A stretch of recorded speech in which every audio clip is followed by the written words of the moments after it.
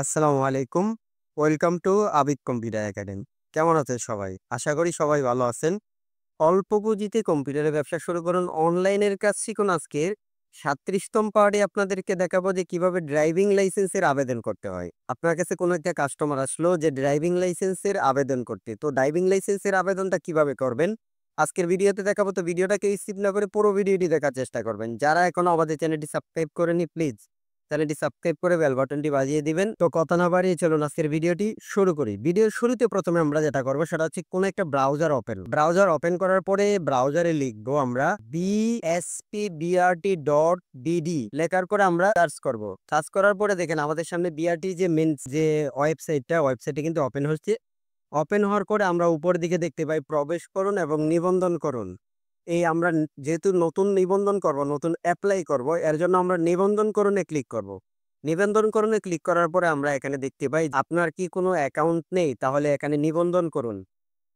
ঠিক আছে, এখানে আমরা দেখতে পাই যে জন্ম নিবন্ধন নাম্বার এবং জাতীয় পরিচয়পত্র নাম্বার এবং মোবাইল নাম্বার, সিকিউরিটি কোড। এখন কথা হচ্ছে যে আপনার এনআইডি কার্ডে থাকা যেভাবে ঠিক জন্ম নিবন্ধন এবং ভোটার আইডি কার্ড নাম্বারটা যেভাবে দেয়া আছে ঠিক সেভাবে এখানে দিয়ে দিবেন। আমি যেভাবে দেখেন যে এখানে জন্ম তারিখ, voter ID card number, mobile number এবং সিকিউরিটি কোড দিয়ে দেওয়ার পরে আপনার সবগুলো ফিল আপ করার পরে আপনারা অনুসন্ধান করুন, এখানে ক্লিক করবেন।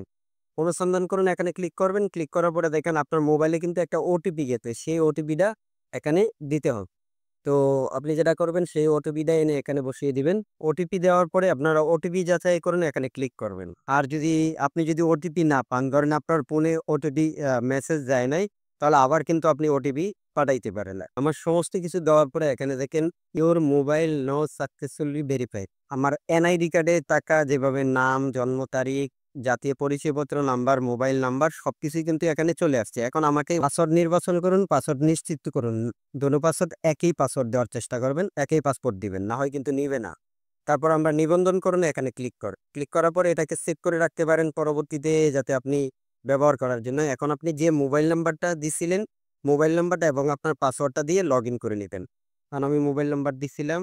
তো আমরা এখানে আসার পরে আমরা প্রথমে যেটা করব সেটা হচ্ছে আমাদের প্রোফাইলটাকে আপডেট করে নিব। প্রোফাইলটাকে আপডেট করার জন্য আমাদের যেটা করতে হবে সেটা হচ্ছে এই যে প্রোফাইল, হোমে আসা। আমরা প্রথম হোমে আসবো। হোমে আসার পরে দেখেন প্রোফাইল লেখা আছে, এই প্রোফাইলে ক্লিক করব। তো আপনারা এখানে আসার পরে একটা জিনিস লক্ষ্য করতে পারবেন যে তথ্য আপডেট করার জন্য বলতেছে। আপনি যদি এখানে জাতীয় পরিচয়পত্রের তথ্য যাচাই করুন, নামটা দিয়ে দিবেন, নামটা পরবর্তীতে বাংলায় দিয়ে দিবেন। নামটা বাংলায় দিয়ে দিবেন। দিয়ে দেওয়ার পরে এখানে পিতার নাম বাংলায় দিয়ে দিবেন। এখন এখানে দেখেন যাচাই করুন, এই যাচাই করুন একটা ক্লিক করার পরে দেখেন অল পেজ ম্যাচ মানে সাকসেস হয়েছে। আমার এনআইডি কার্ড ভেরিফাই কিন্তু সাকসেস হয়ে গেছে। তো ভেরিফাই সাকসেস হয়ে যাওয়ার পরে এখানে কিন্তু কোনায় এনআইডি কার্ডের ছবি দেখাবে। ছবি দেখানোর পরে আপনার নিচের দিকে এখানে পিতার নাম ইংরেজিতে এখানে লিখে দিবেন। মায়ের নাম ইংরেজিতে দিয়ে দেওয়ার পরে এখানে দেখেন মাতার নাম বাংলায়, এই মাতার নাম বাংলায় এখানে গিয়ে দিবেন। রক্তের গ্রুপ আপনার কি, রক্তের গ্রুপটা এখান থেকে সিলেক্ট করে দিবেন। রক্তের গ্রুপ সিলেক্ট করে দেওয়ার পরে পুরুষ নাকি মহিলা, পুরুষ হলে পুরুষটা সিলেক্ট করবেন, মহিলা হলে মহিলা সিলেক্ট করে দিবেন। পাসপোর্ট যদি আপনার থাকে পাসপোর্ট দিয়ে দিবেন, জন্ম নিবন্ধন থাকতে জন্ম নিবন্ধন দিয়ে দিলেন। এরপরে আপনাদের নিচের দিকে আসবেন, এখানে আপনার গ্রাম, তারপরে হচ্ছে পাড়া বা মহল্লা, তারপর এখানে আপনার বিভাগ, জেলা, থানা, তারপর হচ্ছে পোস্টকোড, এই সমস্তগুলো ফিল আপ করে দিবেন। এখন আপনার ঠিকানা যদি বর্তমান স্থায়ী ঠিকানা একই হয়ে থাকে তাহলে আপনারা এই হাতে টিক মার্কে ক্লিক করবেন। আর যদি এক না হয় তাহলে আপনারা নতুন করে ফিল আপ করে দিবেন। এরপর সমস্ত তথ্য দেওয়া হলে আপনি যদি মোবাইল নাম্বারটা পরিবর্তন করতে চান তাহলে কিন্তু এই মোবাইল নাম্বারটা পরিবর্তন করতে পারবে। আমি যদি মোবাইল নাম্বার যেটা দিয়েছি সেটাই থাকবে, পরিবর্তন করবো না। এর জন্য এখানে ডান পাশে দেখেন তথ্য হালনাগাদ, এখানে ক্লিক করবেন। ক্লিক করার পরে আপডেট নিশ্চিত করুন, এখানে ক্লিক করবেন। ক্লিক করার পরে আপনার কিন্তু তথ্য এখানে দেখেন ইউর প্রোফাইল আপডেট সাকসেসফুলি, আপনার কিন্তু তথ্য সাকসেসফুলি আপডেট হয়ে গেছে। এখন আপনার যেটা করণীয় সেটা হচ্ছে এরপরে আপনারা যেটা করবেন সেটা হচ্ছে এই যে এখানে ড্রাইভিং লাইসেন্স, এই ড্রাইভিং লাইসেন্সে ক্লিক করবেন। ক্লিক করার পরে ড্রাইভিং লাইসেন্সের আবেদন এখানে ক্লিক করবেন। প্রথমে আমরা লার্নারের আবেদন করব। এজন্য এখানে দেখেন রেজিস্টার্ড ডাক্তার কর্তৃক মেডিকেল সার্টিফিকেট, সর্বোচ্চ 600 কিলোমিটার মেডিকেল সার্টিফিকেট ফর্ম। এর আগে যদি আপনারা মেডিকেল ফর্মটা না ডাউনলোড করে থাকেন এখান থেকে ক্লিক করে ডাউনলোড করে নিতে পারবে। সমস্ত সবকিছু থাকলে আমি সম্মত এখানে ক্লিক করবে। ক্লিক করার পরে এখানে আপনার সমস্ত ড্রাইভিং লাইসেন্স তথ্য যে আপনি আপডেট করছেন এনআইডি কার্ড যে আপডেট করছেন সমস্ত কিছু তথ্য এখানে দেখতে পারবেন। সবকিছু দেখা কমপ্লিট হয়ে যাওয়ার পরে এখানে দেখেন নেক্সট বাটন আছে। নেক্সটে ক্লিক করবেন। নেক্সটে ক্লিক করার পরে আবার এখানে দেখেন ড্রাইভিং লাইসেন্সের ভাষা। এখানে অবশ্যই ইংলিশ থাকবে। লার্নার উইথ এখানে একটা দেওয়া আছে এটাই। ড্রাইভিং লাইসেন্সের ধরন নন প্রফেশন এবং প্রফেশনাল। আপনি কোনটা করতে চান? আপনি যদি নন প্রফেশন করেন এখানে ক্লিক করবেন। ক্লিক করার পরে এখানে দেখেন যে মোটরসাইকেল এবং লাইট। আপনি যদি মোটরসাইকেল লাইট দোনোটাই করেন তাহলে দোনোটাই করতে পারবেন। আমি মোটরসাইকেল এবং লাইট দোনোটাই দিলাম। এরপরে আবেদনকারীর ধরেন জেনারেল প্রফেশন এরপরে আবার নেক্সটে ক্লিক করবেন। নেক্সটে ক্লিক করার পরে ওকেতে ক্লিক করবেন। ক্লিক করার পর আপনার তথ্য এখানে সবকিছু দেখতে পারবেন। ইংরেজিতে সবকিছু নির্ভুলভাবে দেখতে পারবেন। এখন নিচে এখানে দেখেন যে রক্তের গ্রুপ দেওয়া আছে এবং পেশা দেওয়া আছে। এখানে শিক্ষাগত যোগ্যতা। আপনার শিক্ষাগত যোগ্যতা কি? এখানে শিক্ষাগত যোগ্যতাটা সিলেক্ট করে দিবেন। আপনার লাস্ট যে এডুকেশন, আপনার যে লাস্ট শিক্ষাগত যোগ্যতা, যদি আপনি অনার্স হয়ে থাকেন কিংবা মাস্টার্স হয়ে থাকেন সেই সার্টিফিকেটটা এখানে আপলোড করে দিবেন।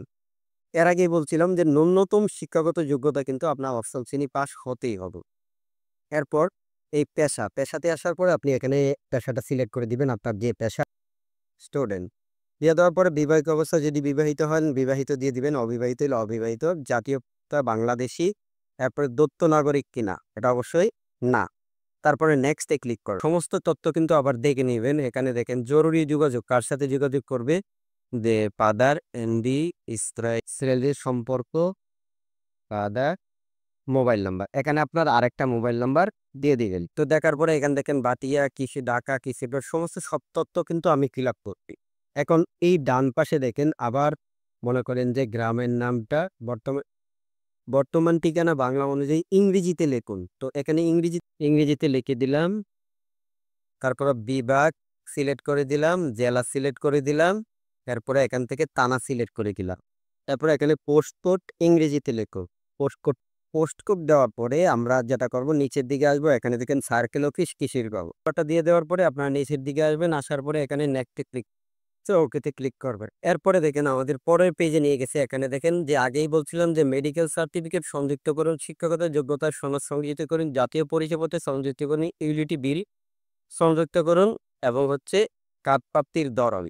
আপনার এই সমস্ত মেডিকেল সার্টিফিকেট কিভাবে ডাউনলোড করবেন এবং কিভাবে ফর্ম ফিল আপ করবেন আমার এই একটা ভিডিও আছে। এবং কি কি ড্রাইভিং লাইসেন্স করতে কি কি সার্টিফিকেট লাগে, কি কি কাগজপত্র লাগে, আমার এই ভিডিওটা দেখে আসতে পারেন। তাহলে এই সমস্ত সবকিছু কিভাবে কিলোবাইট করবেন, কিভাবে কেমনে কি করবেন সবকিছুই দেখিয়েছি কিন্তু এই ভিডিওতে। আপনারা এই ভিডিওগুলো দেখে আসতে পারেন। তাহলে আপনি সহজেই কিন্তু ড্রাইভিং লাইসেন্সের আবেদনটা কমপ্লিট করতে পারবেন। এরপর আমি যেটা করব এখান থেকে মেডিকেল সংযুক্তি এটা একটু সংযুক্ত করব।